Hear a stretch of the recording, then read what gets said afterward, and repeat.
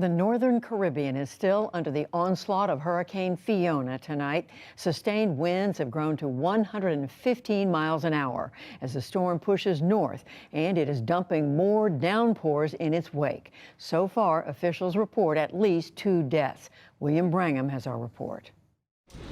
Parts of the Caribbean washed away as heavy rains and winds from Hurricane Fiona bombarded the islands early this week. The storm hit the smaller Turks and Caicos Islands Tuesday, bringing government-issued curfews and flood warnings. Fiona made landfall in Puerto Rico before sweeping over the Dominican Republic and then making its way north on Tuesday. Officials say it may grow stronger still as it heads to Bermuda, where it's expected to hit Friday. In the Dominican Republic, some began cleaning up from the storm after it wrecked homes and toppled trees and power poles. The massive amount of rainfall brought historic levels of flooding. It was very strong as it passed through here. Very strong. It destroyed the majority of homes. Puerto Rico saw some of the worst of the storm's wrath. Homes, roads, and businesses were still underwater after days of rain. Rivers flooded dangerously high, and residents struggled with the devastation left behind. It was too much. I didn't expect this. A lot of people lost everything. Very, very rough. The National Guard rescued hundreds of residents trapped by floods. By Monday, around 2,300 people remained in shelters. Everything was flooded. We had to run out in the rain.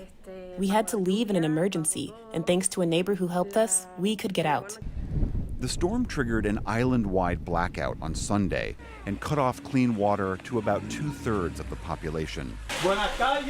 By midday Tuesday, most of the island was still without power. Governor Pedro Pierluisi warned it could be days before the power grid was fully restored. He announced his request to President Biden to declare Puerto Rico a federal disaster area. FEMA's administrator is scheduled to visit the island sometime on Tuesday. The island, still reeling from Hurricane Maria 5 years ago, received up to 25 inches of rain, with more still coming. For some, Fiona was a chilling reminder that Puerto Rico is still too vulnerable, even 5 years later.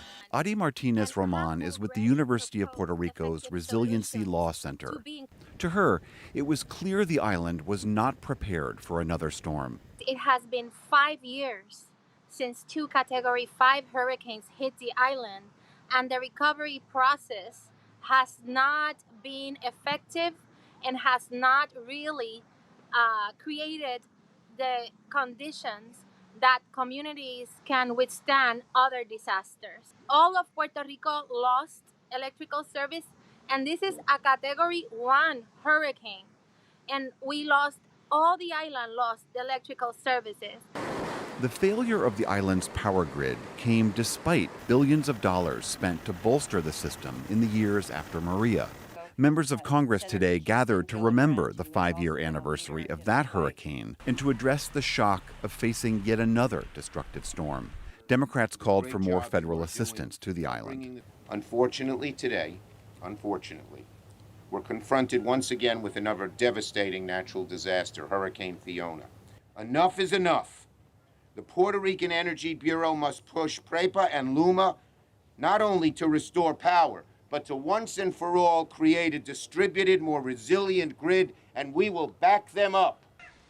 As leadership on the island grapples with Fiona's aftermath, Adi Martinez argues that recovery from this storm has to be done smarter than the last. If disaster recovery is not done in an efficient way, if those billions and billions of dollars for recovery from disasters are not used to build back better, to build back more resilient infrastructure that actually is accessible and ensure essential services to the most vulnerable, climate change will definitely mean that oppressed people, Black and brown people, are going to be left out, displaced from their communities, and that's exactly what we need to avoid.